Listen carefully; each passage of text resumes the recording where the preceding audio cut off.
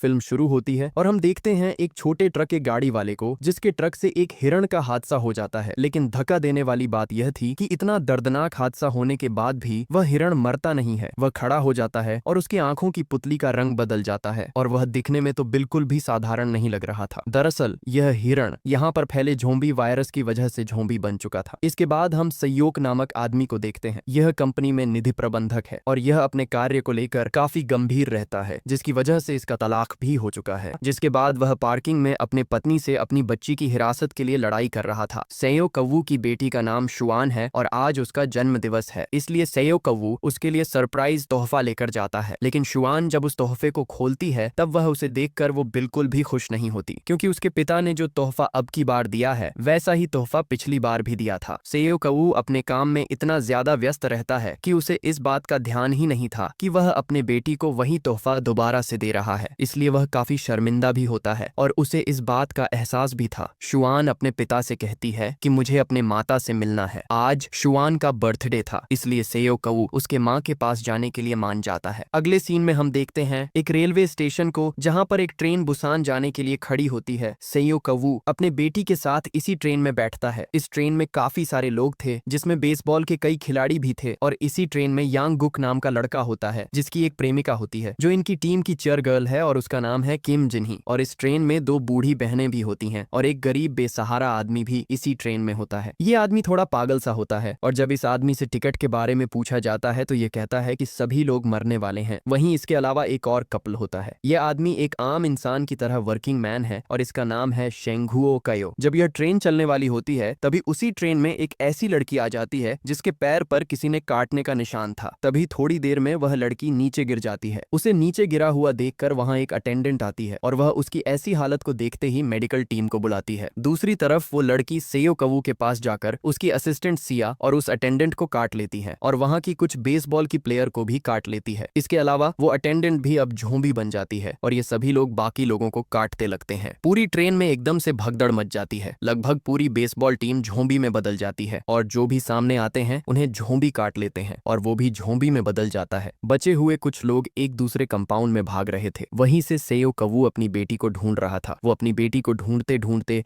एक ऐसे कंपाउंड में पहुंच जाता है जहां के सभी लोग ज़ोंबी में बदल चुके होते हैं और जैसे ही ज़ोंबी सेयो कव्वू को देखते हैं वैसे ही वे उसके पीछे भागने लग जाते हैं। जब पीछे से शुआन अपने पिता को बुलाती है तब सेयो कव्वू अपनी बेटी को लेकर भागने लग जाता है और उसके पीछे बहुत सारे ज़ोंबी पड़ जाते हैं। सेयो कव्वू किसी तरह अपनी बेटी को लेकर एक कंपाउंड में जाता है जहां के सभी लोग सही सलामत हैं। वहां पर पहुंचकर जल्दी से गेट को बंद कर देता है। वहीं दूसरी तरफ शेंगुओ कयो अपने पत्नी को लेकर किसी भी तरह बचते बचाते जल्दी से उस कंपाउंड के पास पहुंचता है, लेकिन कंपाउंड तो सेयो कव्वू ने बंद कर रखा था। शेंगुओ कयो सेयो कव्वू से गेट खोलने के लिए कहता है। सेयो कव्वू थोड़ी देर तक सोचता है कि गेट खोलूं या ना खोलूं, लेकिन जैसे ज़ोंबी उनके पास आए उससे पहले सेयो कव्वू गेट खोलकर शेंगुओ कयो और उसकी पत्नी को अंदर लेता है और गेट बंद कर देता है। इसके बाद शेंगुओ कयो सेयो कव्वू के ऊपर थोड़ा गुस्सा दिखाता है, क्योंकि अगर उसने थोड़ी सी भी वक्त देर की होती तो शेंगुओ कयो और उसकी प्रेग्नेंट पत्नी भी ज़ोंबी बन जाते। जब थोड़ी देर में अनाउंसमेंट होती है कि यह ट्रेन अगले स्टेशन पर नहीं रुकेगी, लेकिन यांग शूक नाम का एक आदमी कैप्टन से बोलता है कि हमें अगले स्टेशन पर रुकना चाहिए वरना हम सब मारे जाएंगे। लेकिन ट्रेन के कैप्टन को अगले स्टेशन पर रुकने की आदेश नहीं थे। थोड़ी देर में अगले स्टेशन से जब यह ट्रेन जा रही होती है तो हम देखते हैं कई लोग इस ट्रेन में चढ़ने के लिए ट्रेन को रोकने का प्रयास कर रहे थे, क्योंकि प्लेटफॉर्म पर होने वाले सभी लोगों पर ज़ोंबी वायरस का हमला हो चुका था और वहां पर जितने भी लोग बचे थे उनको ज़ोंबी चुन चुन कर इफेक्टेड कर रहे थे। अब लगभग पूरे शहर में ज़ोंबी वायरस फैल चुका था। इस स्टेशन के बाद ट्रेन में अनाउंसमेंट होती है कि यह ट्रेन अगले स्टेशन पर रुक जाएगी, क्योंकि वहां पर बचे हुए लोगों को बचाने के लिए आर्मी को बुलाया जा चुका है। जैसा कि मैंने बताया था कि सेयो कव्वू एक निधि प्रबंधक है, इसलिए सेयो कव्वू की पहुंच थोड़ी ऊपर तक है। इसीलिए वह इस बात को कंफर्म करने के लिए अपने बड़े अधिकारी से फोन पर बात करता है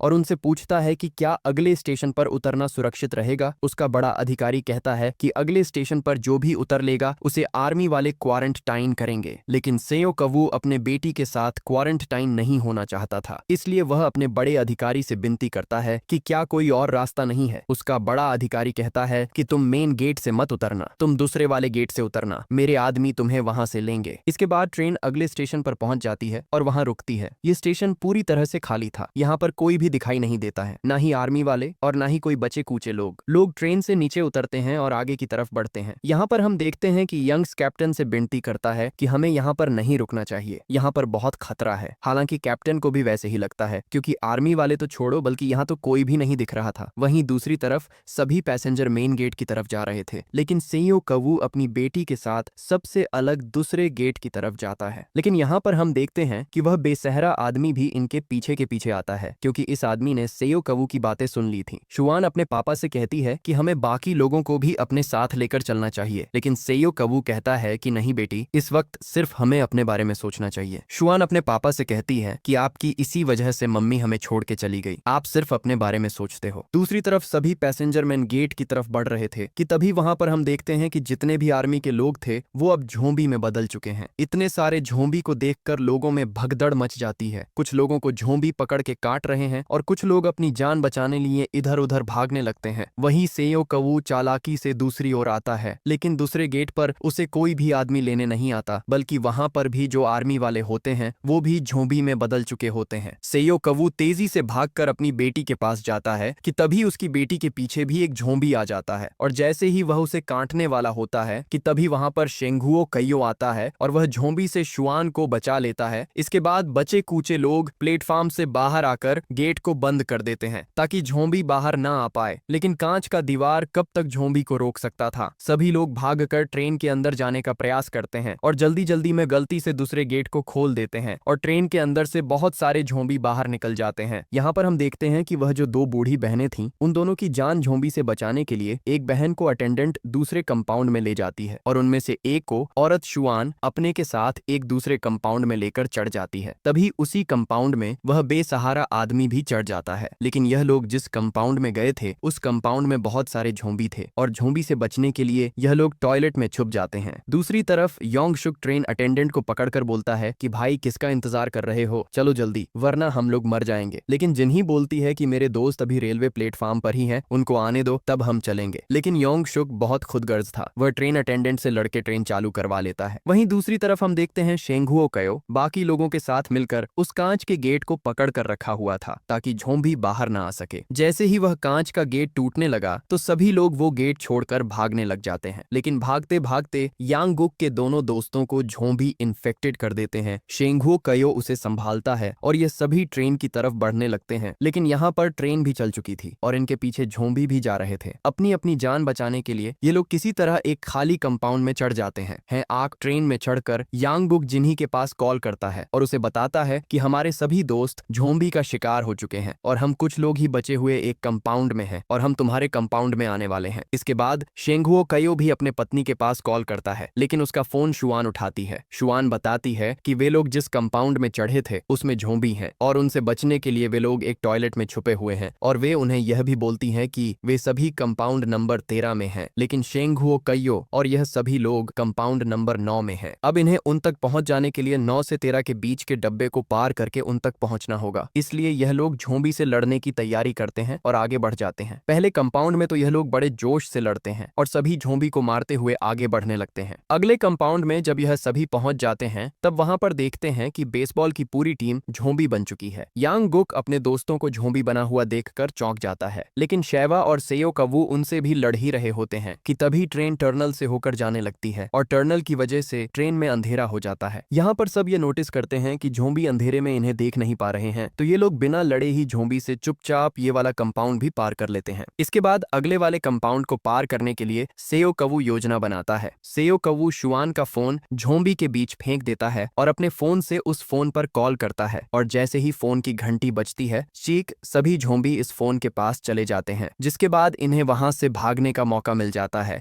और वह दूसरे वाले कंपाउंड में चले जाते हैं। अब सेयो कवू अपने बेटी से मिलकर बहुत खुश होता है और सभी झोंबी इन्हें देखने ही वाले होते हैं कि यह लोग भी टॉयलेट में छुप जाते हैं। इसके बाद यह योजना बनाते हैं कि अगली टर्नल 3 मिनट के बाद आएगी और अगली टर्नल के आते ही हमें अंधेरे का फायदा उठाकर यह वाला कंपाउंड भी पार करना होगा। इसके बाद यांगुक अपने दोस्त के पास कॉल लगाता है और उसे कहता है कि हम लोग आने वाले हैं, तुम लोग कंपाउंड का गेट को खोल के रखना। जिन्ही बहुत खुश होती है वह सभी लोगों से कहती है कि मेरे दोस्त आ रहे हैं, हमें उनके लिए गेट खोलना है, लेकिन योंगशुक गेट खोलने से मना कर देता है। वह कहता है कि वह सभी इन्फेक्टेड हो जाएंगे, इसलिए हम गेट नहीं खोलेंगे। बाकी सब लोग भी उसकी हाँ में हाँ मिलाते हैं और गेट खोलने से मना कर देते हैं। वही दूसरी तरफ जैसे ही टर्नल आती है अंधेरा हो जाता है। उस अंधेरे का फायदा उठाकर ये लोग कंपाउंड पार कर रहे होते हैं, लेकिन लेकिन जब तक यह लोग इस कंपाउंड को पार कर पाते तभी टनल खत्म हो जाती है और सभी ज़ॉम्बी भागते हुए इनके पास आते हैं। दूसरी तरफ यांग गुक कंपाउंड का गेट खुलवाने का प्रयास कर रहा था, लेकिन यहाँ पर योंग शुक की वजह से कोई भी गेट खोलना नहीं चाहता था। एक तरफ सेयो कवू और शुआन गेट को पकड़कर रखे हुए हैं तो दूसरी तरफ यांग गुक गेट खोलने का प्रयास कर रहा है। वहीं वह बूढ़ी औरत और प्रेग्नेंट औरत उस बच्ची के साथ एक जगह पर खड़े हैं, लेकिन दूसरे कंपाउंड में किसी भी इंसान को उनके ऊपर तरस नहीं आता। लेकिन यांग गुक किसी तरह गेट खोल के उस कंपाउंड में जाता है और बाकी लोग भी उस कंपाउंड में चले जाते हैं, लेकिन सभी को जान बचाने के लिए शेंगहुओ कयो अपनी जान की बाजी लगाता है और उन सभी ज़ॉम्बी को रोक के रखने के लिए वहीं पर रुक जाता है और सेयो कवू से कहता है कि मेरी पत्नी का ध्यान रखना। इसके बाद सेयो कवू अपनी बच्ची और उसकी पत्नी को लेकर इस कंपाउंड से चला जाता है। यहाँ पर हम देखते हैं कि सभी ज़ॉम्बी गेट तोड़कर शेंगहुओ कयो को भी खत्म कर देते हैं। उस बूढ़ी बहनों में से एक बहन को भी मार देते हैं। दूसरे कंपाउंड में पहुंच जाने के बाद सेयो कवू योंग शुक के ऊपर बहुत गुस्सा करता है और सेयो कवू उसे कहता है कि अगर तुमने सही समय पर गेट खोला होता तो आज वह दोनों भी जिंदा होते। लेकिन योंग शुक को इससे कोई भी फर्क नहीं पड़ता और वह उल्टा उन लोगों को भड़काने में लगता है कि यह लोग ज़ॉम्बी के पास से आए हैं, ये सारे के सारे लोग भी इन्फेक्टेड हैं, इसीलिए इनमें से कोई भी हमारे साथ नहीं रह सकते, इन सभी को दूसरे कंपाउंड में भेजना चाहिए। बाकी लोग भी योंग शुक की बात मानते हैं और उन सभी को दूसरे कंपाउंड में भेज देते हैं, उनके साथ जिन्हीं भी सेयो कवू के कंपाउंड में चली जाती है। वहीं वह बूढ़ी औरत अपनी बहन को ज़ॉम्बी बना हुआ देखने के बाद काफी सदमे में चली जाते हैं और वह ज़ॉम्बी वाले गेट को खोल देती है, क्योंकि उसकी बहन के ज़ॉम्बी बनने का कारण यही लोग थे। गेट खुलते ही सभी ज़ॉम्बी उस कंपाउंड में घुस जाते हैं और सभी को काट कर इन्फेक्टेड कर देते हैं। सभी लोग चिल्ला रहे होते हैं और थोड़ी देर बाद यह सभी के सभी लोग ज़ॉम्बी बन जाते हैं। तभी ट्रेन अचानक से रुकती है, क्योंकि आगे दो ट्रेन आपस में लड़ी हुई थी, इसलिए अब यह ट्रेन यहाँ से आगे नहीं जा सकती। अब उन्हें आगे जाने के लिए एक दूसरी ट्रेन में जाना था। वहीं हम देखते हैं कि योंग शुक अभी एक अटेंडेंट के साथ एक टॉयलेट में छुपा हुआ है। योंग शुक अपनी जान बचाने के लिए अटेंडेंट को ज़ॉम्बी की तरफ फेंक देता है और खुद वहां से भाग जाता है। दूसरी ट्रेन तक जाने के लिए यांग गुक और जिन्हीं एक ट्रेन के बीच में से होकर जाते हैं। तभी योंग शुक वहां पर आ जाता है और जिन्हीं को ज़ॉम्बी के बीच में फेंक देता है और खुद वहां से भाग जाता है। अब जिन्हीं भी इन्फेक्टेड होने की वजह से ज़ॉम्बी बन जाती है। यांग गुक जिन्हीं से बहुत प्यार करता था, इसलिए वह जिन्हीं को छोड़ के नहीं जाता, जिन्हीं उसे काट लेती है और अब यांग गुक भी ज़ॉम्बी बन जाता है। तभी हम देखते हैं एकदम सामने से एक जलती हुई ट्रेन आती है और वह एक दूसरे से टकरा जाती है, जिसकी वजह से सेयो कवू और वो प्रेग्नेंट औरत एक ज़ॉम्बी से भरी हुई ट्रेन के नीचे फंस जाते हैं। वही दूसरी तरफ हम देखते हैं कि कैप्टन को एक ट्रेन मिल जाती है और वह ट्रेन से नीचे आकर योंग शुक की मदद करने जाता है, लेकिन योंग शुक तो इतना स्वार्थी था कि वह कैप्टन को भी ज़ॉम्बी के बीच में धकेल देता है। वहीं दूसरी तरफ सेयो कवू किसी तरह उस ट्रेन से निकलने की प्रयास कर रहा था कि तभी उन सभी को बचाने के लिए वह बेसहारा आदमी उन ज़ॉम्बी को एक तरफ रोक के रखता है और यहाँ पर सेयो कवू उस प्रेग्नेंट औरत और अपनी बच्ची के साथ बाहर निकल पाता है, लेकिन वह बेसहारा आदमी उन सभी की जान बचाने के लिए वहीं पर रह जाता है। इसके बाद हम देखते हैं कि सेयो कवू और वह प्रेग्नेंट औरत एक चलती हुई ट्रेन के पीछे भाग रहे हैं और उन सभी के पीछे बहुत सारे ज़ॉम्बी भाग रहे हैं। इतने सारे ज़ॉम्बी इनका पीछा करते हैं, लेकिन फिर भी यह लोग हिम्मत नहीं हारते और किसी तरह यह लोग ट्रेन पर चढ़ जाते हैं, लेकिन ज़ॉम्बी भी उस ट्रेन को पकड़कर लटक जाते हैं, जिसके कारण से ट्रेन की गति काफी कम हो जाती है। सेयो कवू किसी तरह ज़ॉम्बी की पकड़ से ट्रेन को छुड़ा लेता है, लेकिन सेयो कवू जब इंजन के आगे कैप्टन के रूम में जाता है तब वह देखता है कि वहां पर योंग शुक होता है और वह भी इन्फेक्टेड हो चुका है, लेकिन योंग शुक अभी पूरी तरह से ज़ॉम्बी नहीं बना है। तभी योंग शुक अचानक से सेयो कवू के ऊपर हमला कर देता है। सेयो कवू योंग शुक से अपने आप को बचाने का बहुत प्रयास कर रहा होता है, लेकिन योंग शुक सेयो कवू के हाथ पर काट लेता है और तभी सेयो कवू अपने आप को एक जंजीर में जकड़ लेता है और योंग शुक को लेकर ट्रेन से नीचे कूद जाता है। योंग शुक तो नीचे गिरता है, लेकिन सेयो कवू जंजीर से बंधे होने के कारण बच जाता है। सेयो कवू को पता था कि अब वह भी इन्फेक्टेड हो चुका है, इसलिए वह जल्दी से उस प्रेग्नेंट औरत को और अपनी बेटी शुआन को कैप्टन के रूम में लेकर जाता है। उन्हें ट्रेन के बारे में कुछ महत्वपूर्ण बातें बताता है। सेयो वू को अपनी बेटी को बचाने के लिए उसे ऐसा करना पड़ रहा था। सेयो कवू उस रूम से बाहर आकर खूब रोता है और अपनी बेटी के बारे में सोचता है, जिसके बाद सेयो कवू अपनी बेटी की यादों के साथ साथ ट्रेन से नीचे कूद जाता है। दूसरी तरफ शुआन बहुत रो रही होती है। इसके बाद हम देखते हैं कि थोड़ी दूर जाकर वह ट्रेन बुशान स्टेशन पहुंच जाती है। यहाँ पर यह दोनों उस ट्रेन से उतरते हैं और एक टनल से होकर आगे जाते हैं, जहाँ पर बहुत सारे आर्मी वाले बैठकर ज़ॉम्बी के आने का इंतजार कर रहे थे। आर्मी वाले जब उन्हें देखते हैं तो वह समझ नहीं पाते कि यह कोई आम इंसान है या कोई इन्फेक्टेड ज़ॉम्बी है, इसलिए वो लोग फैसला करते हैं कि अब इन्हें गोली से मार दिया जाए। अब जैसे ये इन्हें गोली से मारने वाले थे कि तभी तभी शुआन वही एक पोयम गाती है जो वह अपने पिता को गा के दिखाने वाली थी। आर्मी वाले समझ जाते हैं कि यह लोग इंसान हैं और इन दोनों को बचा कर लेके जाते हैं, जिसके बाद ये फिल्म, ये कहानी यहीं पर समाप्त हो जाती है। दोस्तों, आशा करते हैं कि यह कहानी आपको काफी अच्छी लगी होगी।